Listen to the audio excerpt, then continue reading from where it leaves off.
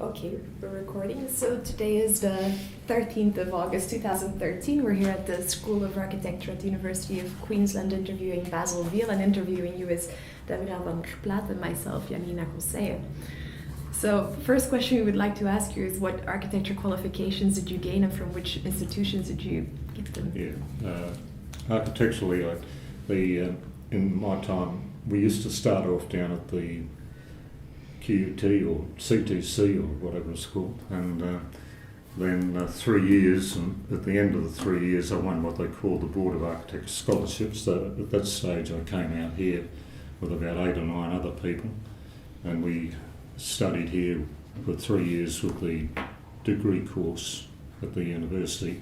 We were diploma students, and so then I graduated in that 3 years, and then registered an architect in 1961.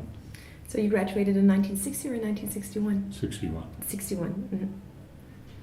And during the initial years you worked at architecture firms? Yeah, I worked, the idea of the diploma thing was to work during the day and study at night. Mm-hmm. So I worked at Bly Jessup Britnell, and then I worked with Ed Devonport, and then I was a partner with Frank Oswald. It was Oswald and Veal, and then it was then it was Trude Webster, Oswald and Veal.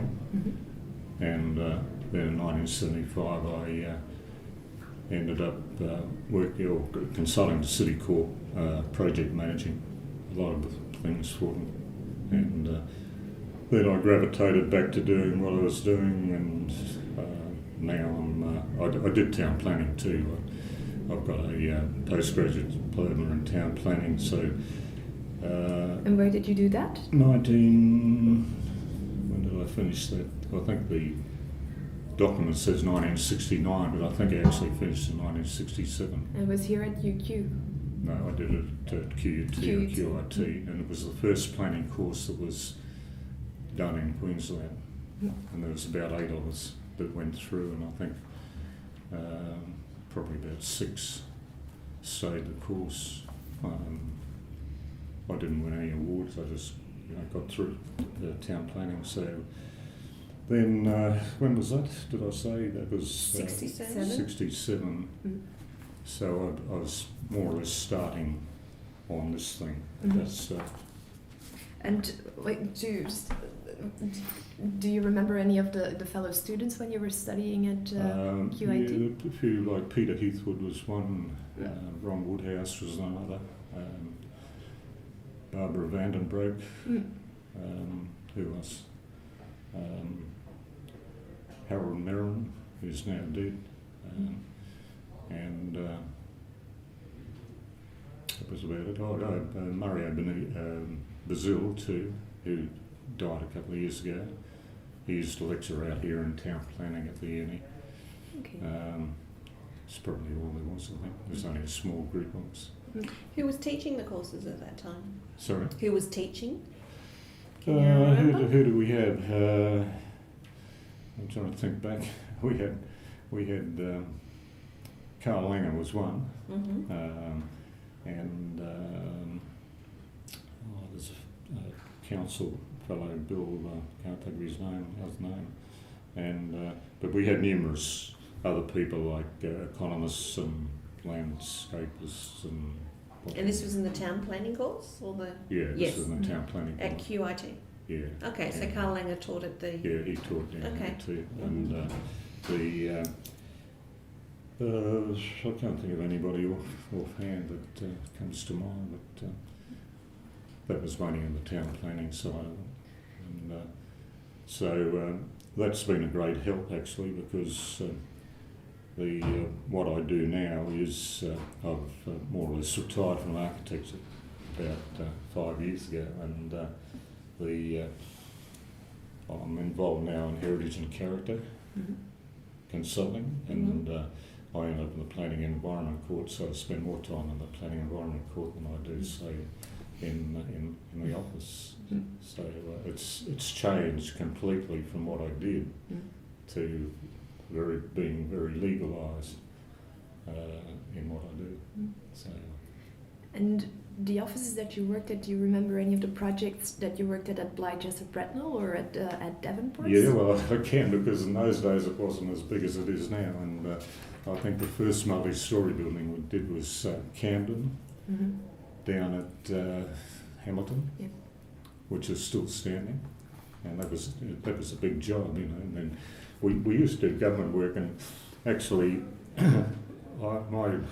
unfortunately, one of my roles was I got all these mental hospitals, and Goodna, Charles Towers, and then they were going to put me on to Prince Charles, and I decided it was time to give it away. And strangely enough, just at that time, Ed Devonport came to me and wanted me to join him, so I went with Ed for about 3 years, and then Frank Oswald asked me to go and work for him, so I ended up working for Frank, or in partnership with Frank, for about 10 years. So at Blyjessup, these hospitals were commissioned to them by the government? Sorry, oh yeah, they were, pardon me, I'm slightly deaf, so I might miss you sometime, but yeah, they were all government projects. State government. Yeah. And Cole Jessup used to be, I think, had the connection for that government work. And, you know, we had people like Ron Bollin, Peter Lambert, who started a practice here, I don't know where he is now, and the Paul Denham, who was president of the Institute at one stage. They all worked there, you know, so.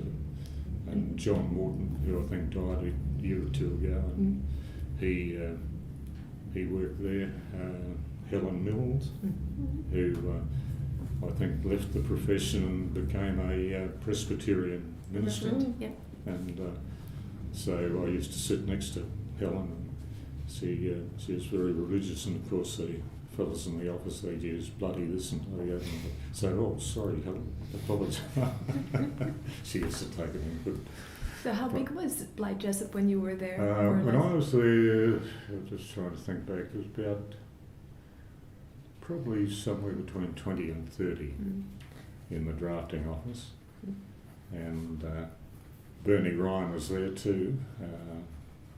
And Bernie Ryan's just retired from practice, I believe, about a year ago. He was a partner.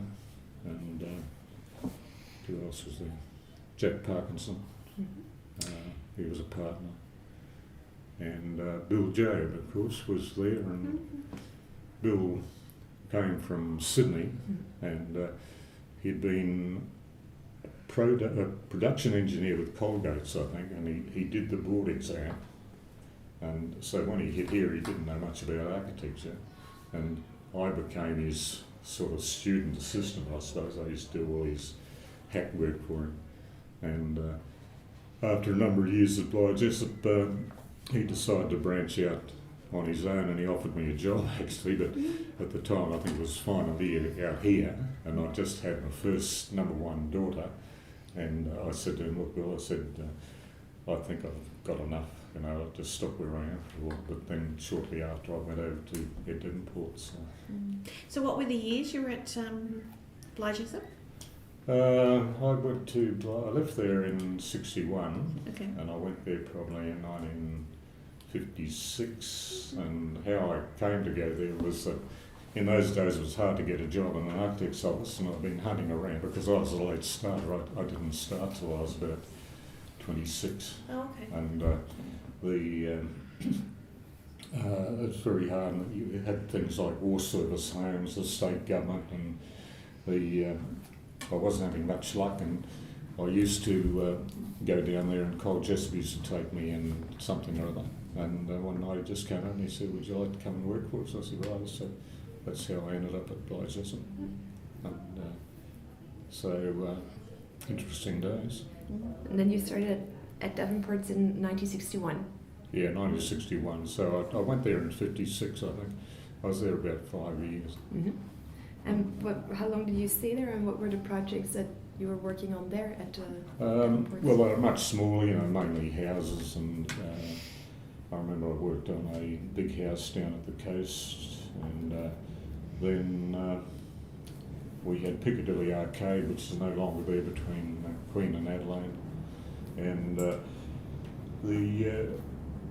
Bernie Ryan was actually in charge of that, and one day I decided I'll go down and spend a bit of time there. So I spent about 3 months, and we were working on mainly shop fit outs and things like that at that time. And what else do we do? Mainly government work and mainly that Camden thing, and we used to do a lot of, proposals, but they didn't come off, of course. But it went on, and then Ron Bollard joined the firm, and Athol Britnell joined the firm, and it got a bit larger. And, but I decided I'd had enough, and I moved on. Mm-hmm. And how many years then were you at Devonports after Blythe Britnell? Yeah, I was with there for a couple of years. A couple of you don't remember precisely how many you were? Oh, it wouldn't be any more than two. Mm-hmm. But Ed was doing a lot of coastal work up at, what would you say, Maroochydore and Alexandra Headlands, and the mainly local authority work. Okay. So we did a lot of that, and then he got in with, who was it? Painter Dixon, the package builders. And so we used to do a lot of their architectural work. And in fact, I remember I extended one of Robin Gibson's jobs out at Salisbury or out that way. So that was my first introduction to design and build, whereas pure architecture, where you had the client and did it all. So, but then after that, where was I there? Steve Ed, and I went with Frank. And we spent a lot of time on this. It's unfortunate, never got off the ground, but we used to do units at the coast. I think I was involved in what were then high buildings, those 7 or 8 floors at the coast. And that was when you were at Osborne and... That was when I was with Frank Oswald from about... sorry. Yeah. And when did you start through there? to about 75. I left Frank in 74. I was headhunted by City Corp. Actually, it was after the big crash of the Whitlam years, and there's a whole lot of buildings that were in liquidation. So my role was to go into them and take control and finish them off to a stage where they could be auctioned. So I was involved with Fashion Valley, Duncan Street car park at least, shopping centre in Coffs Harbour. What else did I do? I was pretty busy at that time.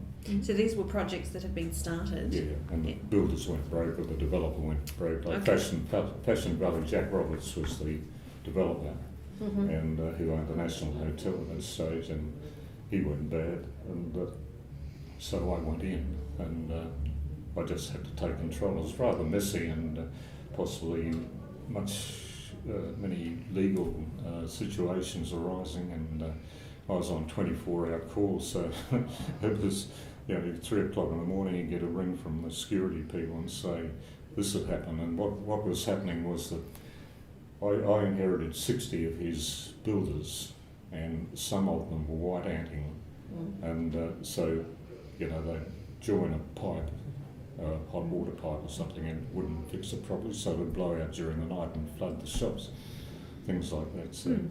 And then one time they tried to move a whole stack of stuff out of the building, and going in as a mortgagee in possession, you own the buildings, whether the air conditioning and stuff like that, they'd try and pull that out. And then you'd have the police down there at 3 o'clock in the morning, and they'd be breathing beer fumes all over because they were always half drunk. So it was a funny time. Yes, sounds like it. Yeah. And this was a firm called City Corp, was it? You were working City for? Corp. Okay, yeah, that was a private firm that... Yeah, well, they're one of the biggest banking firms in the world. And it's interesting, it would be interesting, I suppose it's still the same for young students really, that that job came out of going to a function and speaking to somebody I'd never spoken to before, and anyway, phone call saying, look, we've got problems, would you come and talk to us?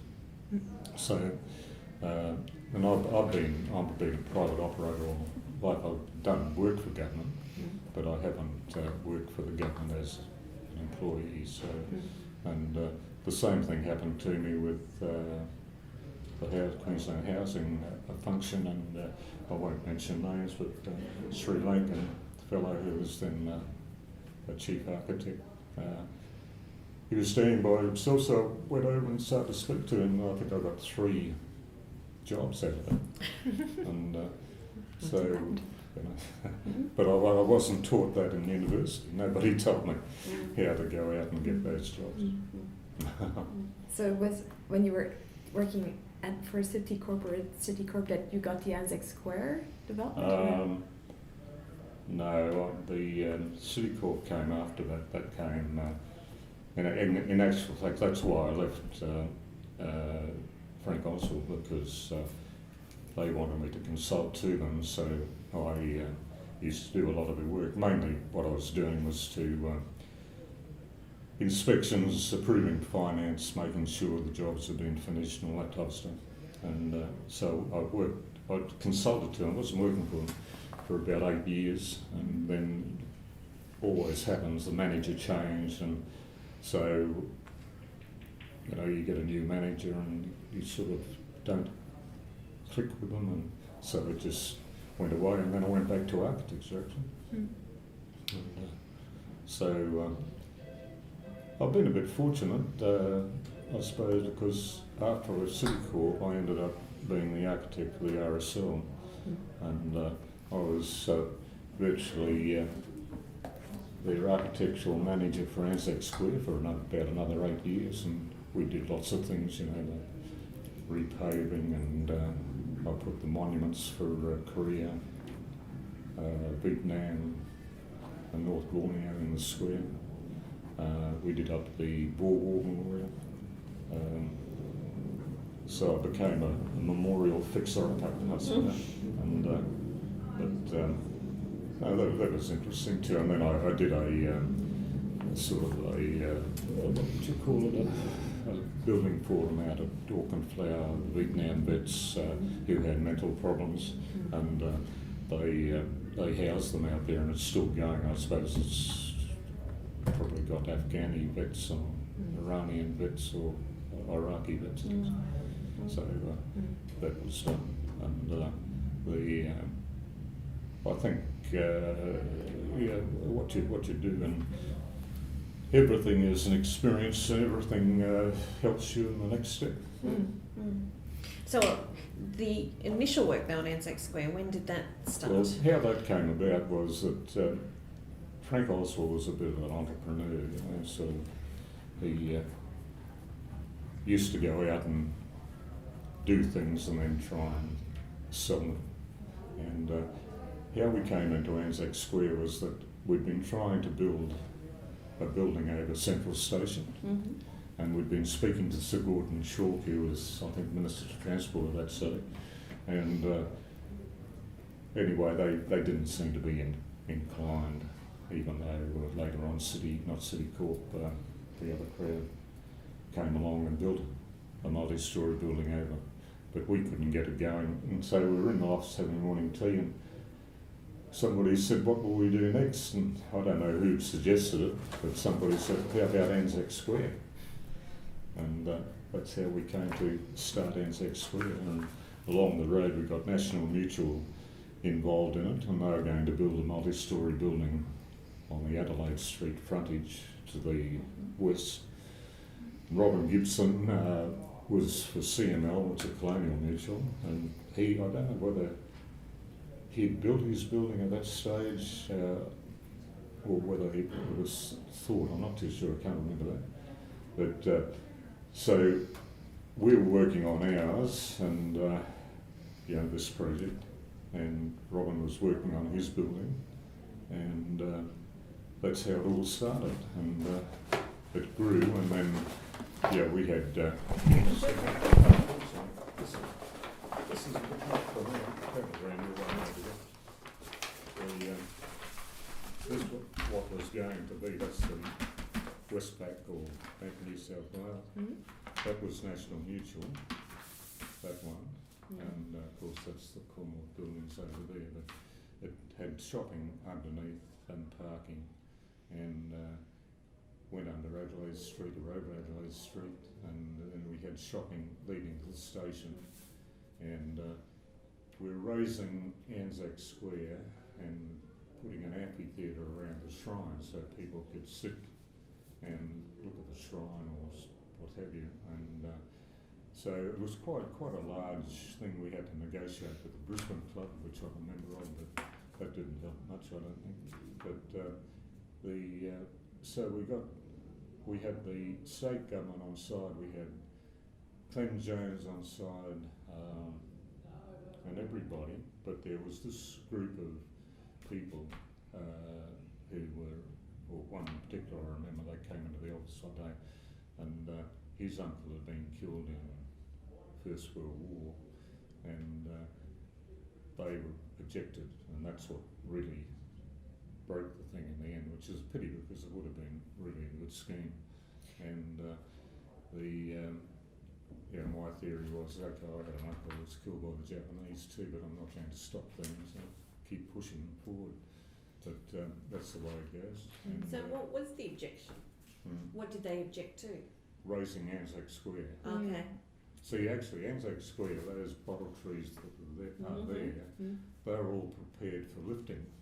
And they dug around them and what have you. And we're going to lift the whole square up one level and get shopping underneath so people could go to the station, like Wynyard in Sydney, I suppose, be something like that. And then the other thing was we had a tunnel under Queen Street, which we negotiated with Clem Jones and Jim Slaughter, who was the town clerk at the time. And this was quite a substantial building, but Clem Jones, he sort of used to run hot and cold. We went and talked to him a lot, and if you go out to his house, quite amazing, you go into his living room at Camp Hill and all the floor would be covered with council files that he'd have at home from the council, so I don't know how the council worked, but he was a little dictator and sort of, and I went over to San Francisco to have a look at what's it called, Union Square, where they had parking underneath Union Square, and then I went up to Toronto where they had another similar thing. And a couple of things I picked up there was that in Toronto they mounded the soil up to the trees. And I mentioned this to Clem Jones, and he said, "Oh, no, Toronto, the hoons will run up and down and wear the grass off." So, you had that sort of attitude to overcome. And but we had them under control before it got a bit political with this group, and the politicians got cold feet, I suppose, and that was the end of it. And then I left at that stage. I could see the writing on the wall, and Robin Gibson came along and he did something on this side, which is a shocking thing. And I don't know whether there's parking. I think there's parking underneath, or is it next door? I'm not too sure there. And so that was Anzac Square, and the connection to Post Office Square, because this is Post Office Square. Post Office Square is up further. Yeah. And was that already discussed at the time? No. Well, Post Office Square, it's quite interesting because if you look at it, the post office. If you look at the post office, there's 3 bays on this side, and there's 2 on that side, and they knocked one off to build the old Commonwealth Bank, which is no longer there. So it's a bit lopsided, but what they wanted to be able to see the post office. And I think in our scheme there's something afoot to rebuild that bay that had gone to, even it up. But one thing which is quite interesting was that Clem said that if you stood in the arches in the post office, you had to look straight through and be able to see the shrine. So everything had to be below the shrine level. And in later years, they put Sir William Glasgow there, the statue, and straight in front. So you can't look look through. So, everything's political. And we also had a big Gallipoli fountain was somewhere here. And anyway, I negotiated that with Harold Davies from Guthrie, Haskin and Davies, and I think there was 3 Gallipoli vets. One was called Whitty, Mr. Whitty. I can't remember the other 2. And they got sand from Gallipoli and rocks from Gallipoli, and I designed the fountain, which was built after my time in Anzac Square. And then Peter Beattie came along and decided that we'd knock that over. And there's a bit of hoo-ha on the TV, and I think I was on one of the news things saying why it was going to be knocked over. Now they've turned it into a garden bed. It's got plants growing in it, and I don't know whether Peter Beattie said they were going to build another one down in the Verona Street Place, but I don't know whether they ever have. But it was a pity because those fellows really put a lot of work into approving the design, getting the rocks and stuff, and then a politician comes along and just says, go. So anyway, it was in the wrong place there. I think it was put in that place because that's where the Anzac Day marches used to start. And so that's Anzac Square, and after all the hard work, nothing happened.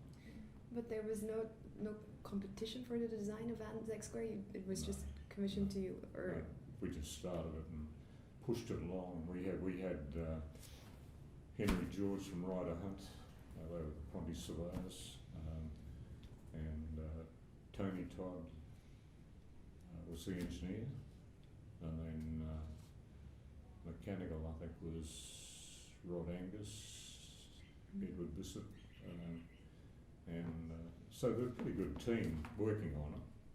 And but the interesting bit was that on this side of the road, I'm in the wrong place, on that side of the road, Clem Jones just resumed that block to allow National Mutual to have the site for the building, which was highly contested. He didn't quite know whether it was above board, but anyway, that's what he did.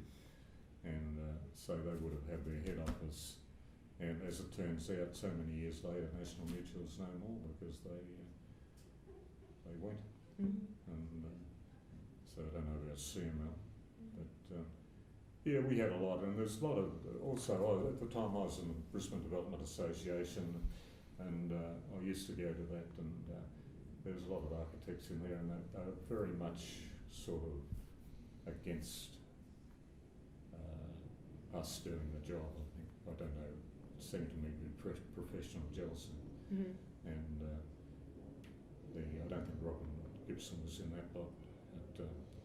So you get that, and but you get, in my experiences, you get the honoured profession of architecture. You get people trying to undermine your jobs, and they do it openly.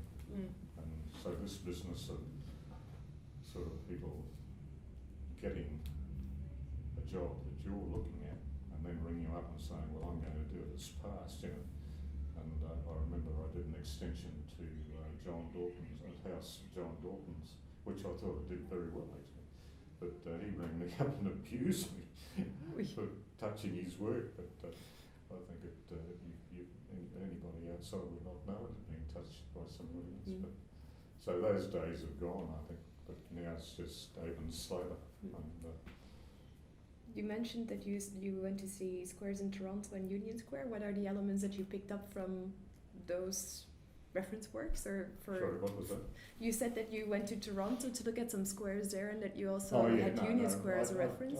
I went on a study tour. I went around the world and had a look at a few places, but I don't think I came back with anything other than mounding soil around trees and things like that.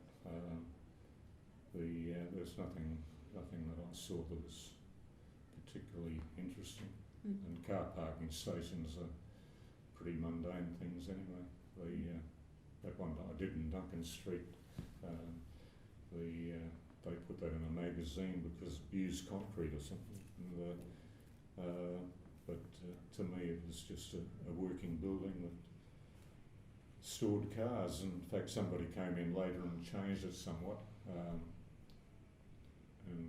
So it's not the original building in turn. And we've had, or when I was playing Oswald, we did a lot of smaller building at the surface. Well, they've all been knocked over and new things have taken place. So it's sort of an evolution. It's interesting that you seem to have started the work on this project just something within the firm itself, that there wasn't any sort of real competition or anything like that. Were there sort of key problems or ideas you were trying to... what sort of attracted you to this problem? What attracted you in the firm to take on Anzac Square? Well, I think it was another project, and probably see, this stage, from here to there was covered with buildings. You had the Royal Hotel in Queen Street, and you had the Isle Club building here, which the Isle Club building is probably about 4 stories high, brick building. And so this was private. So the idea was to, I think it started with that, to get rid of that, because they were pretty old buildings and they didn't have too much architectural merit either. Get rid of that and then start on here, and it sort of grew from here to there. The idea of lifting it up and then having a continuation of shopping right through to the station. That's how it started. And then at that stage, when we took it, there was like heritage, there wasn't any heritage acts or anything like that, and the shrine was not even subdivided. It was just a part of the overall, and eventually it was subdivided as a separate area. So really at that stage somebody could have come along and knocked that shrine over. Okay. So there was nothing really to protect it at that time. Okay. So we thought, we're producing or starting a square, city square here, with what once was all buildings, and we're bringing this into line so that the whole lot becomes in a square where people can walk right across the top and wander around. Well, I was down there the other day, and now they've got chairs out and everything, and it's quite crowded at lunchtime here. People sitting out and eating and enjoying the sun. And I still think that, like, okay, this protest group, I still think by raising it, we weren't destroying anything. Really, we were keeping it the same pattern, same paving, same trees, with the exception of the amphitheatre up there. And but that was the way it went. And, so it was an interesting period of time, from 1967 until I left it. And the documentation that preceded these plans, the book that you brought documenting the square? Sorry? That book that you brought documenting the square that preceded? It's more as a report to sell the building, I think. Well, it was done for National Neutron. There's a couple of sketches and something. I've got floor plans and things like that, but nothing with a square in there. I had a look this morning, and it's a wonder they didn't have something in there. They just got the building, but nothing else. But it's mainly, it talks about electrical systems and the nuts and bolts, structural systems, and probably if it was being designed today, it would be a bit different to what's shown there. At the time, it was all glass. Yeah. And there are a couple of sketches in here. So when you left the project, because you had meetings with Clem Jones in between regarding the development of the square, but when you left it, were there things that were accepted to be constructed, or for the square itself? Accepted? Yeah, that would be built like the way you proposed it for the square? No. Well, what Robin Gibson did was basically just a shopping floor, and of course he's done the square top here and the parking. So the section is much the same there as what we envisaged, but the top isn't, of course, because we had a pathway going right down. But that's those sketch drawings. Okay. Probably wouldn't have looked too bad, I suppose, at that time. But when everything was done by hand, but, I think I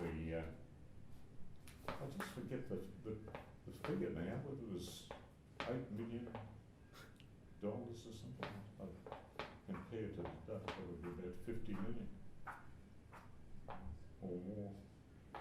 But there's nothing like the structural system was pretty standard. We waterproofing, because what happened was in 1974. What happened was 74, the big flood in 74. That's right. Well, we must have demolished all these buildings, so we had a big hole in the ground, and we used to park our cars in there. And in 74, we had the flood, and all that filled up with water, including the flooding of the basement of the Brisbane Club. And what happened was there was a drain through there, which used to be an old creek, and down Adelaide Street, the old creek goes down Adelaide Street to Primac, and then turns under Primac and goes down to the river. Well, this creek used to go across into that stream there. That stream is 15 metres below Adelaide Street. And when I did up Primac House in 1981, we actually punched through the top of the drain, and the drain under there was an egg shape, the old drain. And so Primac used to flood too. I don't know whether they flooded in 74 because of the backup in the drains. And so it was a pretty watery place. And I seem to remember we had pumps designed to pump it out, all this type of stuff, tanked it, and so it wouldn't flood.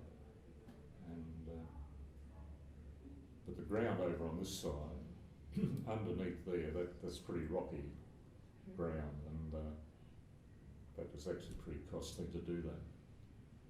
And so. But of course it was never done. We didn't have to worry about the rocks. But, you said that you were trying to build a building over Central Station before. Yeah, we're going to put a similar building to the one that's there now. That Glenn Blease built it, and but they wouldn't let us. Sir Gordon Chalky was the minister, said no, you can't do that. But then some years later, of course, Glenn Blease came along, and it's like it's quite interesting looking back, because as I drove along the river there past Milton, all those buildings, we tried, in my time with Frank Osborne, we tried time and time again to get a multi-storey building on those sites there, and nobody was interested. Now look at it, it's all multi-storey buildings. So you just don't know what's going to happen. Now with the new town plan, of course, you're getting higher density and you can build on blocks of 70 square metres. So it's all changing. And what I was going to what was the demand like at that time for office space, and what was the scene like? I think it was pretty good, because that was like 1969. I was sort of just trying to get back. 69. I was dealing with solicitors, and they'd be saying, "Oh, we made $100,000 last night on some deal," and then that went through, and then Doc Whitman came in, and the interest rates went up to 17.5%, and overnight they hit 24%, and that's actually, for me, it was good, because that's kept me going through that 8 years after the Whitlam period, when things were really bad, and like things like Coffs Harbour, where they went broke because the interest rates went up virtually overnight and they couldn't repay. And that happened to many of them, and but then after 74, everything closed. there was a big building company, I can't think of the name of them now, but they were really big. Well, they basically folded up overnight. And there was a big real estate fellow at Toowong, George Stevens, and he collapsed too, and he was a client of ours, but he was fortunate. Apparently, he had a gold mine up at Charters Towers, which he went and worked. So I don't think he came back to real estate. But it was very very hectic period, and City Court was lending money to everybody, and then when it collapsed, of course, they had to get out of it, and so after that, as I said, I was lucky. I was with City Corp over those lean years, and then when that folded, I sort of went back into architectural practice, and I forget when the next downturn was. Some say it's the 1990s, but I can't remember that. But so it's been an up and down sort of existence, and I think most architectural people in private practice would sort of have that experience, because at the moment it's pretty slow too. Yeah, it's sort of parallels, isn't there, to what's happening with the GFC. But up until that 75 period, it was quite a sort of a boom type. Not after 75. No, up to 75. Well, it just went mad. Yeah. 69, 70, and then they started to, in